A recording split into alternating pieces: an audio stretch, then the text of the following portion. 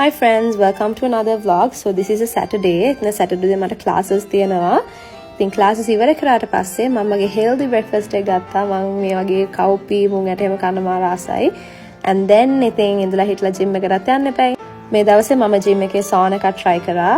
ඊට පස්සේ gym එකෙන්ම shower කරගෙන ලෑස්ති වෙලා අපි දෙන්න අද යන්න හදන්නේ පොඩි date එකක්. අපි දෙන්න අතරම ගොඩක් වෙලා එළියට වෙලා හිටියා කොහෙටද යන්නේ මොන පැත්තටද යන්නේ කියලා. And then ඉතින් අපි හැමදාම වෙනදා යන usual spot එකටම තමයි අදත් ගියේ. And this is my pork chops if I remember right, and this is his noodles. So අපි දෙන්න update දීදී ඔපදුප කියව future plans කතා කර කාකා බිබි අතර මම තමයි ගොඩම කෑවේ. So අපි මේ quality time spend කරා. මේ moments වලට මම මාරම grateful and they really help us keep moving forward. හැබැයි අපිට වැඩි අතලක ඉන්න බැරි වුණා. මොකද මට ක්ලාස් එකක් තිබ්බා ඒකින්ද මම ඒකට ඇවිල්ලා and this is me teaching.